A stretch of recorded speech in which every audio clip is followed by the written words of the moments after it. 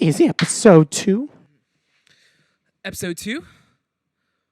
Welcome to episode 2, ladies and gentlemen. Thank you for joining us for another episode. As you can see, we recorded this a couple weeks later. I'm wearing the same outfit. Tyler's wearing the same outfit. And Christopher Hort's outfit is louder than he is. So, I also have to apologize for episode 1 because in episode 1, you clearly did not see camera 3 because camera 3 was not recording because yours truly, though he got a degree, cannot click record on that camera. So I also ran out of battery on camera 1, also my fault. But it'd be like that. It'd be like that sometimes. Yeah. I'm not perfect, and neither are you guys. That sounds really bad now that I say it like that. Actually, that's a good segue. It is, yes. So for this brokenness, wow. I'm a broken man. You're a broken man. And today's episode, we're going to be talking about broken leadership. One of the things that we want to talk about in our previous podcast was how this podcast, we hope, also talks about how it's not the blind leading the blind, but it's more like the broken leaders are leading the broken. So, Chris, what exactly would you define as broken leadership? I mean, I think I was trying to come up with the words. I mean, it almost sounds like I'm just paraphrasing, but it's like a flawed individual who has influence or power over somebody. Whether it's like political power or social power, like even if it's just in a small setting, like if you're in some sort of small social gathering, there's always some hierarchy, that kind of thing.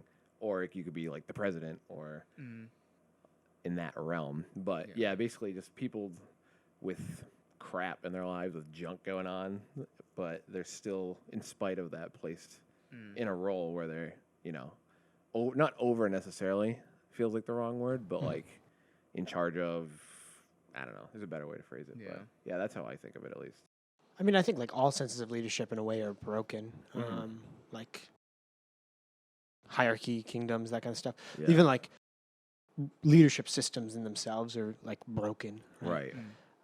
So I mean, like I think it'd be more difficult to define unbroken leadership opposed to Yeah, broken right. That's leadership, actually a right? good point. I think it's like it is difficult to define broken leadership because we think this word broken is like a precursor for the word leadership, but really like all leadership is broken. Yeah, like inherently. Right. It goes back to the word inherently, actually. We were just talking about that. Yeah. Yeah, as far as biblical examples, I got an intimate relationship with camera 3 right now because we've got it on. Camera 3 is a good one. Yeah. I can't be seen in camera 3, but I know it's there. It is. And it's good. And it's recording our faces. Oh, I'm so happy. Look at that tracking. So we also just flipped the screens just now, and I don't know why I didn't think of this. This I'm is like, a terrible idea. Now I'm focused. hey, it's okay. Look at Tyler. like We're talking to Tyler. Tyler. It's a conversation. It's a podcast. I can enjoy camera 1. Wait. Someone was talking about Bible. Yeah. Right. Redo that line. True, yeah.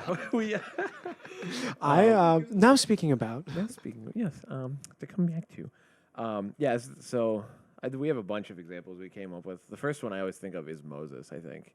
Because, like, as far as we know, the first 5 books of the Bible were written by Moses. There's discussion on that. That's not the point.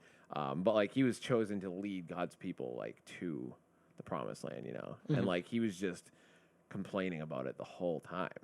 Like, he was so resistant. Not the whole time. That's wrong. But, like, he started off by killing a dude, which I didn't realize till, like, a long time into my faith, actually. And then he was like, yeah, I don't really want to do this. And God's like, blah, blah, blah. He gave some excuse. And God's like, I'll give you this. He's like, well, I'm not good at speaking in front of people. And God's like, I'll just use your brother then. He'll be your mouthpiece, And Moses is like, I don't want to do this. And he's like, do it, And so he finally, I don't know. That reminds me a lot of my own self. But yeah, he's just like, no, I don't want to do it. But he's broken in that regard, where he doesn't even have the will or ambition to do it. Yeah. And also, he's a murderer. Casual. Bad, yeah. You ever see Prince of Egypt? I'm so sorry. I know we're already on a tangent, but I'm just like, oh, that's such a good movie. Is it? Yeah. Never really seen beautiful animations. It's also about Moses. Oh, Yeah. I should see You that. should watch it sometime. Yeah. Group movie project. Yes. So like an example that I like think of is like the 12 disciples as a whole, right? And you can of course go into every single one of them in their brokenness, and how they're leaders in one shape or another. But like as a whole, they were like a ragtag bunch and like a mess. Like even like Simon the Zealot versus like Matthew the tax collector, right? Like someone who's against the Roman government versus someone who works for the Roman government. And just like those inner, disciple arguments and like just how they are so different from each other. Yeah. So as a whole, like they're a disaster. Yeah. But yet, like, look what came out of that. Look at the growth and the entire church came out of these Right. 12. I So was entrusted to that. Right. Like, yeah. personal favorite example, definitely for sure. Yeah. Yeah. I think for me, like, it's always been like David. I think a lot, like, I mean, that guy was such a cool dude, right? Like, starts off as like this, he's like the underdog, kills Goliath and everything. But then as he goes on through his leadership himself, like the guy was like a boss. He was killing Philistines left and right. Like, I think there was like a Bible story where it talked about like he killed so many, like he at some point like he collected foreskin of his enemies.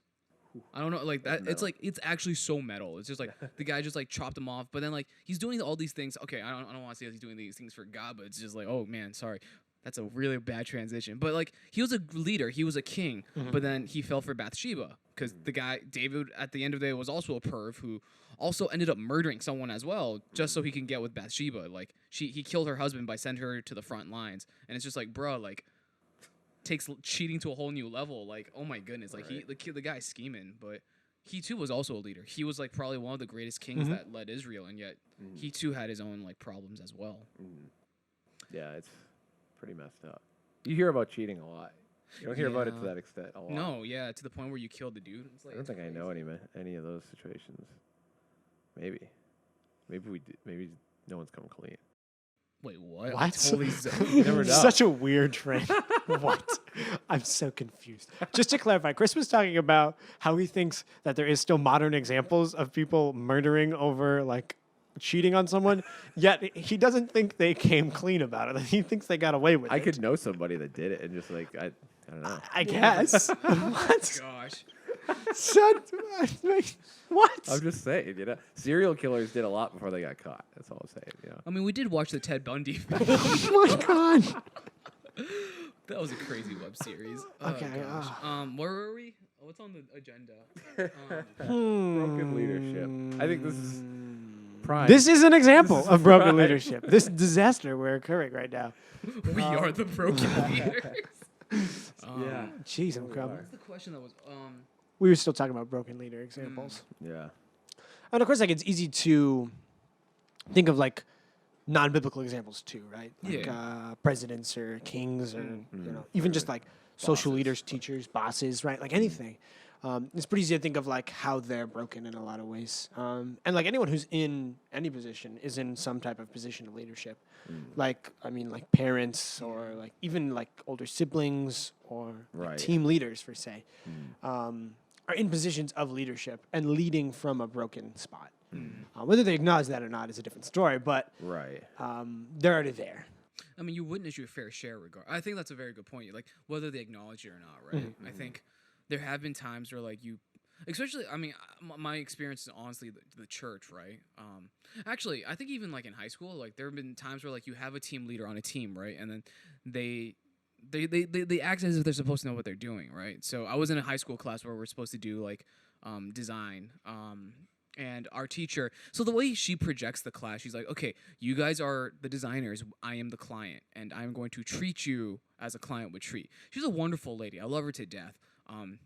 But there were just days where it was just so unreasonable. And she was like, I'm trying to teach you guys something here. But clearly it was just like, that's not really the best way when you aren't listening to your own people, when you are trying to push your own agenda, right? I think that in itself can also be a form of broken leadership. Yeah. I mean, and it's definitely easy to like show other people's brokenness when they're in positions of leadership. Right. You can to call them out. call them out on it, right? And I mean, it's easy being in positions of leadership to realize how broken you are. Yeah, I mean, I think it's everywhere, right? Yeah. The more and more we talk about this, the more and more it's like, wow, like this is such like an everyday topic, right? Right. You come back home, like you're bound to have talked about something wrong that a leader did or like an organization did, right? It's so easy to talk about the negatives. Oh yeah. I mean, I think like even like school, right? I'd come home complaining about teachers or 100%. like yeah. bosses or and like I mean, literally. I was at work today. I can tell you. right. Yeah. For me, I don't know. For me, it's like really easy also for myself because self-doubt has always been such a strong theme with me. which is a separate issue altogether. as like are you talking about like from the point of being a leader who makes mistakes and Yeah. everything? Yeah. Because like I never wanted to be a leader of anything, which is really funny. But like I always use the example, like I play bass and I always like it because I'm like just in the background and like if I mess up, a lot of people don't really notice, and if I do something cool, some people might notice. But ultimately, I'm just kind of like hanging out in the back. But there's even kind of like leadership in that. You're like at the root, you know, at the base. Yeah. No pun intended. But yeah, so for me, like it's always been super easy to find my own brokenness and flaws because I never even viewed myself as a leader for the longest time. So yeah. Yeah. I mean, and, like that plays a part of like broken leadership, like definitely like self-doubt, or even like, oh, I don't even think I'm like prepared or like would be any good at this, right? Right. Yeah. And like that just perpetuates the brokenness in leadership.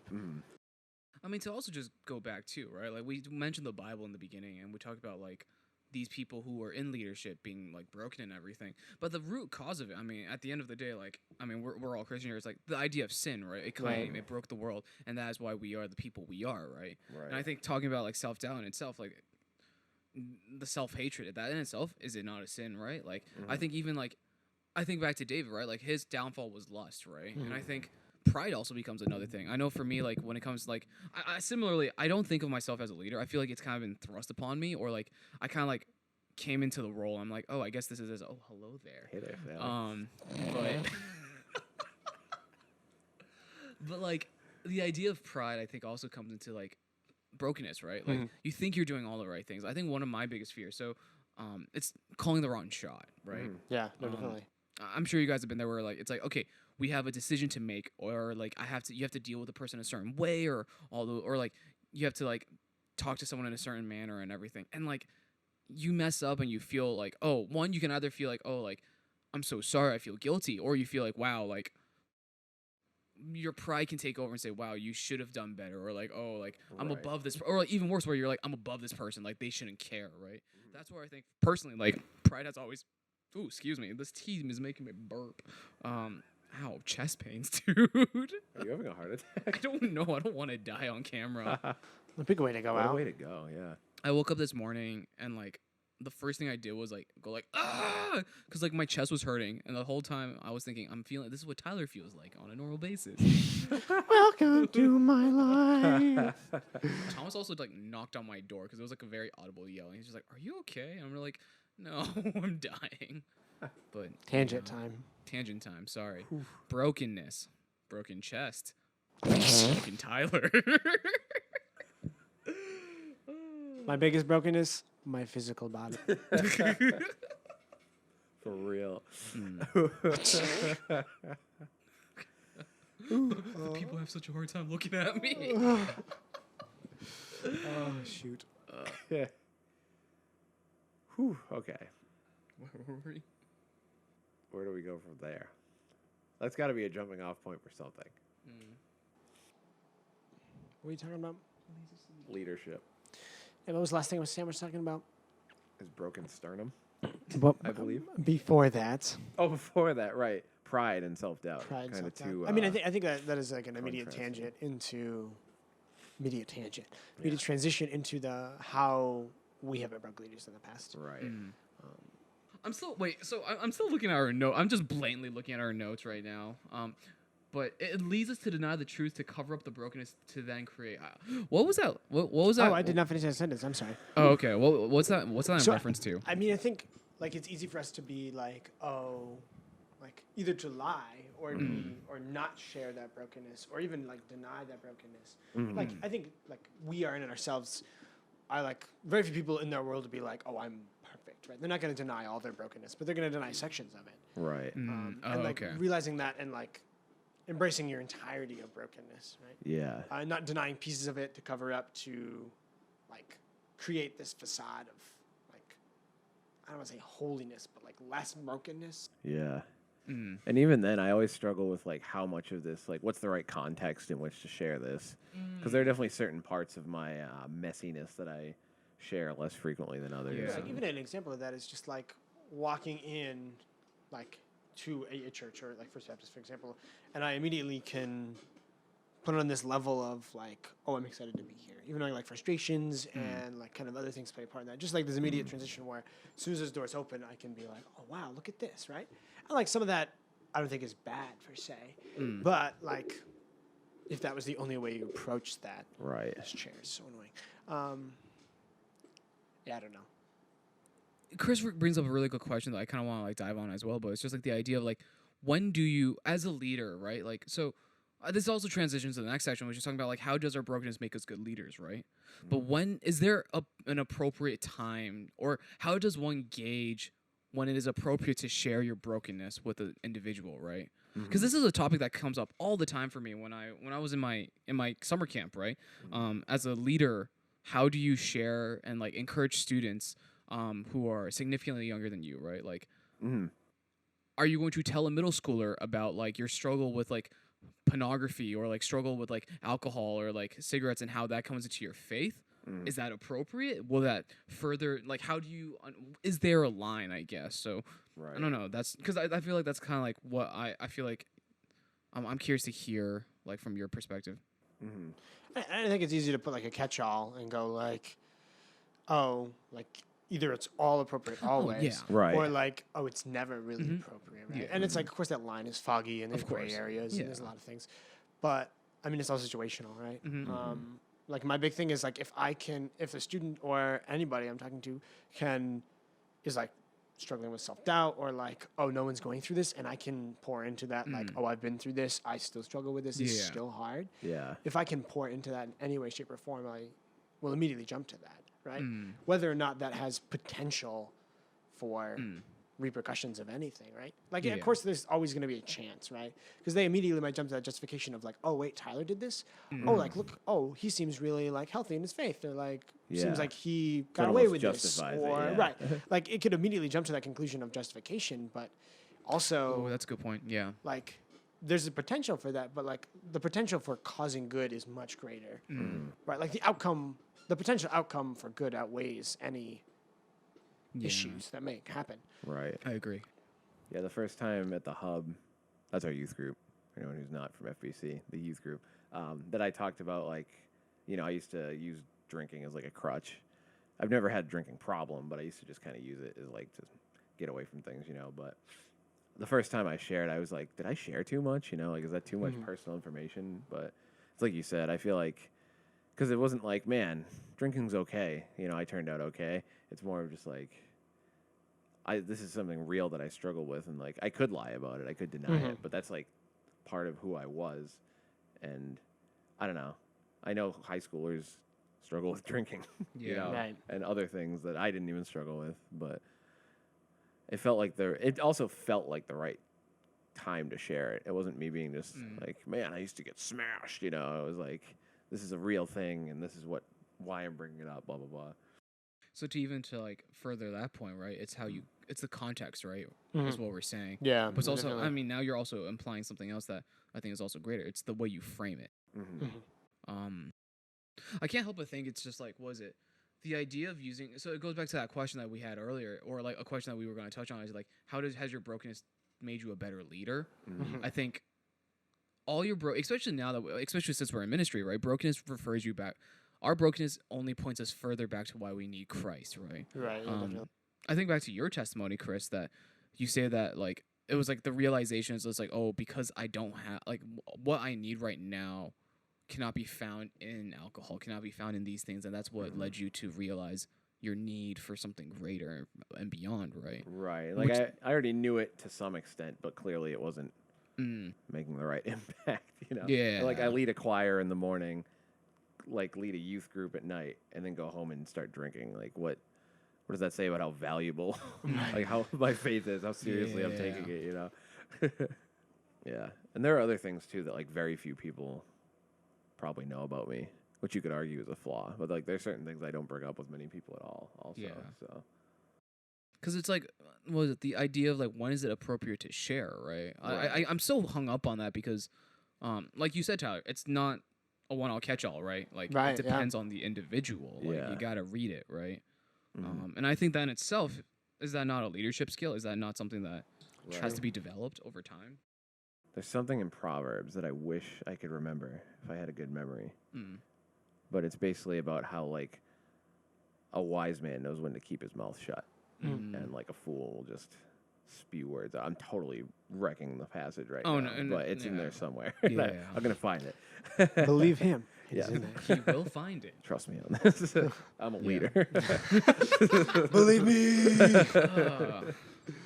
Have you been in a situation where like you have been called out for your brokenness as a leader? Interesting. Yeah.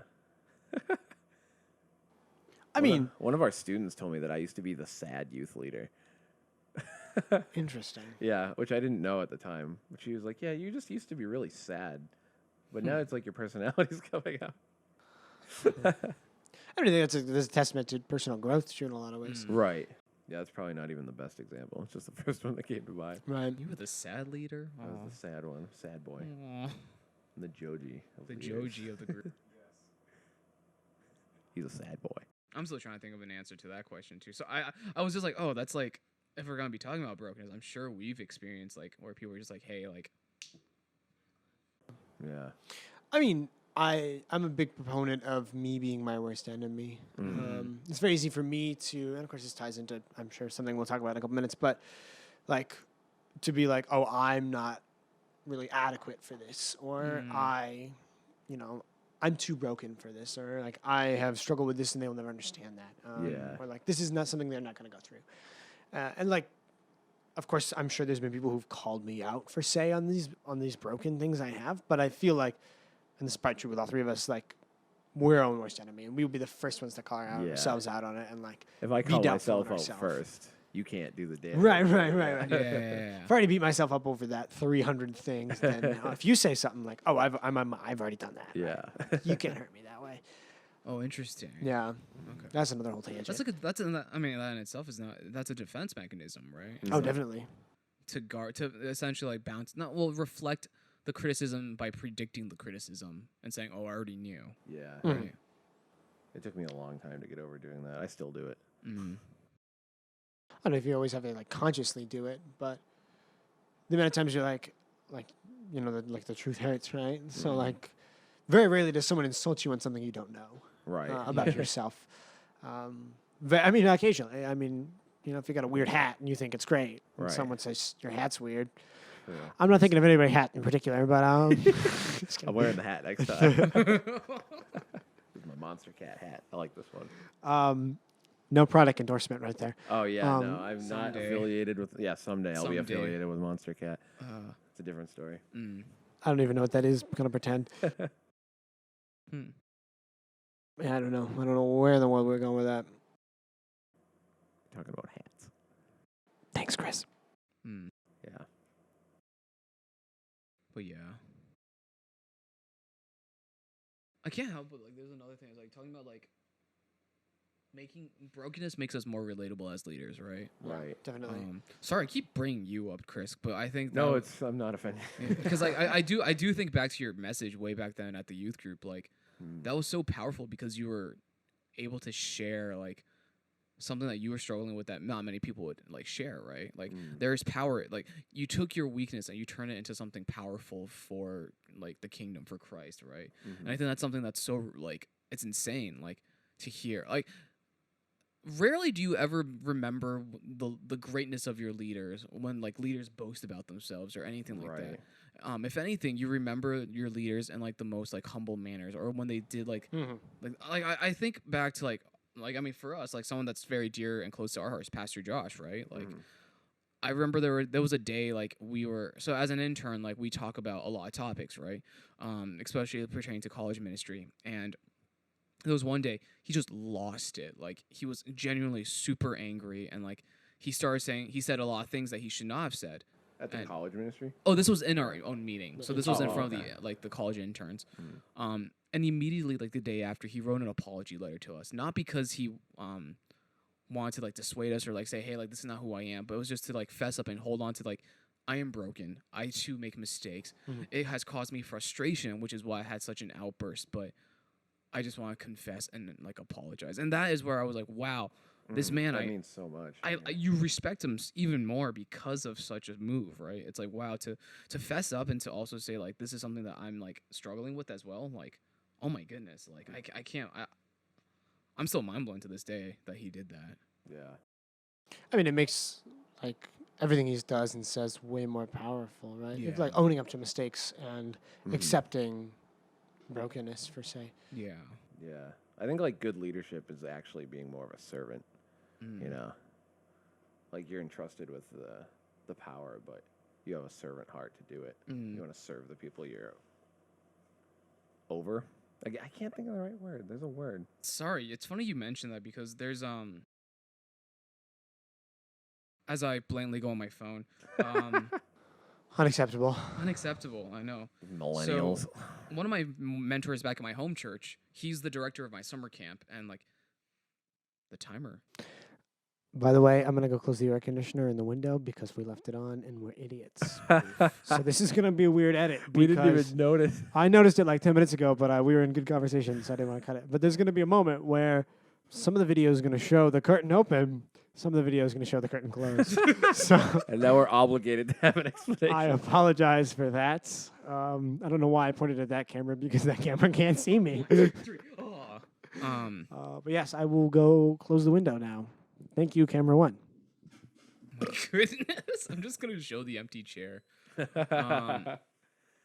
But it's funny that we talk about leadership, right? Like we can talk about the broken leadership, right? But I think in talking about broken leadership, not only do we have to talk about, we also have to talk about what does good leadership look like in the midst of brokenness, right? Mhm. And this is a quote from another person who went from my church. He graduated from seminary and he writes a lot of posts. Like he posts a lot. But what he said is this: leadership is more than being able to do good programs, delegate responsibilities, have efficient meetings and agendas. Leadership is more than empowerment and creating new initiatives to benefit people. Leadership is more than executing events and workshops. Agreed. There's more Yeah, to leadership definitely. than that. Right. And then my mentor, he commented this: leadership is a servanthood in small and big ways. It's love and sacrifice and a vision for the common good of those whom you lead while putting yourself on the line again and again. Mhm. And to hear that, and like the director, like he was someone that I looked up to so much because for me, as at a younger age, directing a summer camp, you can only direct so much in a healthy aspect as a young 22, 23-year-old, right? Mhm. I hated a lot of people. I confess that there were many people I butted heads with that were under my leadership, and I just didn't want to deal with them. And yet, time and time again, I asked the same question to my mentor: how and why do you keep dealing with these people? And time again, he said the same thing: I want to love them. I want to put myself on the line for them, and I want to continue developing them as people for Christ. And I think to see him serve, to see him to do all those small things, right? Whether it be taking out the trash for someone, or whether it just be like sitting down and listening to someone, or just buying someone something to just calm them down, that in itself is powerful. That in itself is leadership, right? You to do not only lead on the big stage, but also the small things too, I think is what goes a long way. Mhm. I mean, I think even a part of being a quote like good leader or like quality leader is accepting the brokenness of the other party, right? Of the people you're said leading, right?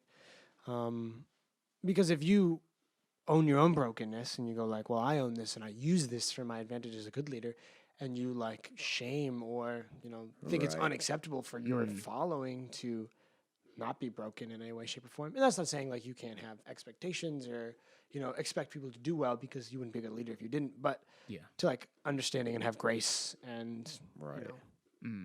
empathy, And true. yeah, Yeah. to their situation, I think is key for Mm. like, quote quality leadership. Right. Yeah. 100%. Yeah. I think of teachers a lot in that regard. I don't know. Maybe that's just because, spent most of our lives in school. Like the good teachers are always the ones that go out of their way to, and not even like individualize students, but like just even to get to know them even on to some level, like understand where they're coming from, like inner city school teachers, like the ones that don't burn out. Sorry, I know you hate the word burnout, but the ones that don't like Another lose episode. it are the ones that That's they're the ones that they try to understand where the students are coming from, understand their homes, and this is any school, but I think especially of like Springfield, because I know some teachers there, so but I'm not calling anyone out. I'm just saying. But like, you know, people that work in cities like that, like they have to understand the situations their students are coming from, Mm-hmm. and like some of them are real messed up lives, and like if you can empathize with that, like you said, then you can start to help them. You can lead them. Yeah. But if you just lead them assuming like they have their act together, then No. I mean, like, there's like immediately as soon as you said teachers, there's examples of teachers I thought were either like really bad and like were like levels of condescension and like I'm in charge because I'm in charge, not because you let me be in charge. Right. And like that's another whole level of leadership is like in order for you to be a leader, you have to have people follow you. Like you can be a self-proclaimed leader right, and have no following, but are you really a leader at that point? right, Yeah. And of course, there's certain situations where like there's people in charge of things that are in charge of things because they are like teachers. And I'm not saying you shouldn't listen to like bad teachers per se, but there's like a level of quality leadership versus not quality leadership. right, yeah. And like yeah, especially teachers, like such an easy example. I can think of like lists of teachers. I Where can think of names I've heard use of teachers. yeah, either bad teachers or good teachers. But yeah, like it was just like I had a pretty nasty breakup my senior year, and it was really drawn out and it was really miserable.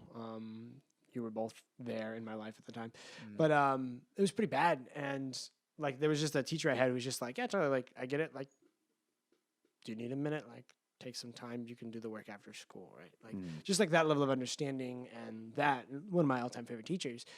But I was always pumped to go to his class every day, right? Like I was always ready to be there, right? Partially because I liked what he taught, but also because I enjoyed him as a person, right? Me and him would always talk about like $1 million ideas we had.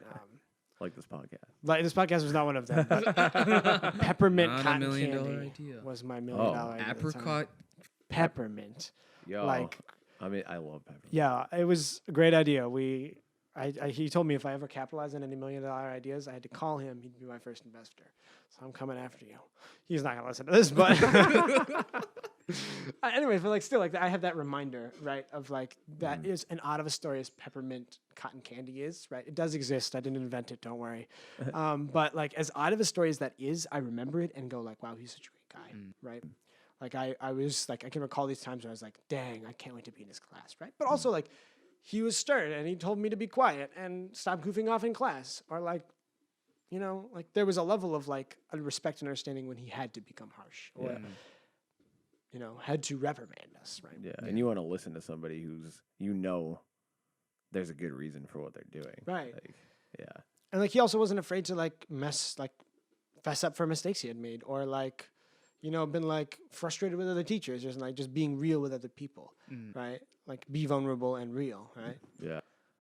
It's like the idea of like, what was it? Like placing yourself on a pedestal versus like interacting with the individuals, right? I think I'm sure like to the list of teachers and people that we have seen in leadership, those who elevate themselves, those who continue like saying, oh, do these things because I say so. We always think of those people in disdain, right? And then we remember the people who have been there for us, the people who have gone through the muck with us, the people who genuinely like sat down with us and listened to our problems, right? I can't help but think like, it's fun when you talk about teachers. I think about this Chinese teacher I had. Oh my gosh, yes, I took Chinese, even though I am of the Chinese descent, technically Taiwanese, but let's not talk about that. I had a B in Chinese, which is wow, like I didn't care. I was like, this is like a Chinese class. I'm just taking it for the hell of it, right? And then the heck of it, Christian podcast, good leadership. But it was so odd because she pulled me out of class one day. She's like, hey, like you can do better, and I was like, can I do better? Do I want it, or do I want to do better? But then she was like, you know, like you could get an A, work hard, and your parents are gonna like it'll look good for your report card, and also your parents will like appreciate that. And I think just for her to say that to me as like a Chinese teacher, one, I was just like, what are you talking about? But two, like just to like have her like share that, she's like, I want you to succeed. The encouragement, I think that's what pushes you such a long way. You remember the teachers and leaders who encourage you. You remember those who empower you. but when they empower you, they're generally doing it so then they can grow you as well. Anyways, back onto broken leadership here. I wanna Like, give you a high five. jeez, we gotta wrap up. But yeah, I mean, I think it comes back to like the whole idea of like sin, right? It's like ingrained in us. It's such a part of our lives. We can't go without it, right? Not because we want to have it in our lives, but like it is us, right? We are a part. We are one. Right. So it's like it's really easy to kind of either hide that brokenness, run away from it, or like use it to like oppress others, per se, like through condescension, right? Yeah. But I like it empowers you so much as a leader, right? It's a weird thing, right? Like our weaknesses are our strengths, but that's the way it is. And I like God will use those weaknesses, right, more often than the strengths, Right. which is so frustrating. Yeah. It's frustrating to know it's like part of us, but it doesn't define us. Right. Like, actually, it's not frustrating. It's freeing. Like that's the whole gospel. But but it's still like you have to live with that. Yeah. Like it's there, even though I'm free from it. I still think it's frustrating. Yeah. You Definitely. can say that. Yeah, that's true. I don't. Yeah, I'd be lying if I said it wasn't Right. frustrating. Because there are days you just look back. I think about like part of my testimony. I feel like we definitely have to do a podcast on like testimonies at some point, right? Oh yeah. But it's just like the idea of just like my brokenness, like to confess and to like like part of my testimony is talking about like I was a broken person, right? And I felt the need to confess it to my family because I was lying to them the entire time. And also I was in leadership too. And that in itself only pointed me back to Christ because my father displayed like the most like Jesus like attitude. He was just like he's like, like I've known that you had these problems. I know you had these sins, but I'm not going to like reprimand you. I'm not going to like persecute you, but I'm going to love you because because God loved me. And that still sticks to me, but to this very day, I'm like, wow, like I'm not deserved to be loved. I don't deserve these things, and yet that is what Christ did for me. We could talk about this all day. Oh, we could.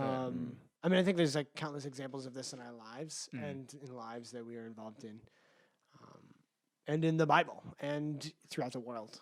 So, I mean, we have brought this up in the beginning of the flip side of like unbroken leadership, right? Like this is cheesy, but like the only example of that, right, is Christ, and kind of like following those steps, right? But like also realizing that like he called people out on their BS, like Right. he wasn't like tables. right, flip tables, right?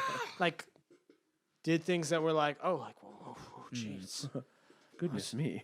That's not good leadership, right? But like, yeah, that's the ultimate example. So like realizing that and kind of growing in that, right, and becoming more Christ-like in leadership, but also in life, right? Yeah. And own it, Yeah. accept it, Yeah. use that brokenness to be leaders, Yeah. embrace it. That's what he's entrusted us with. Right. Yeah. Shouldn't end your sentence in a preposition, but yeah, it's what he has entrusted us with. Talking to like two people who have like possibly the worst grammar and like ability to spell and write right now. Yeet. Think should we wrap this up? I'm just gonna cry. Oh my gosh. Thank you guys so much for watching this episode podcast. Wow, I don't know how to speak English, but we hope to catch you next time on our next episode. You guys can find us on YouTube and eventually, hopefully, on the podcast app. If you guys have any suggestions, if you guys have anything you want us to maybe talk about or some questions to raise, comment somewhere, send us a message. You probably our population is probably all our friends by now. This is only this. Huh? Send us a fax. Oh yeah, send us a fax. I'm a huge fan of smoke signals, but gotta save the world. Put us on the old telegraph. I was gonna think of it. I don't. It's a clicking noise. little hand slapping Morse right there. code. I know one's gonna get it. Yeah. And thank you for joining us on this journey. Maybe you will see our progression. Now we have 3 cameras. See, we already progressed a lot since episode 1. But as we work out the kinks and figure out all those things, that's the right word, right? I'm just gonna keep going and ignore that. But yeah, hope you guys enjoyed, and we'll catch you next time. 3 losers in a church. We out. We out.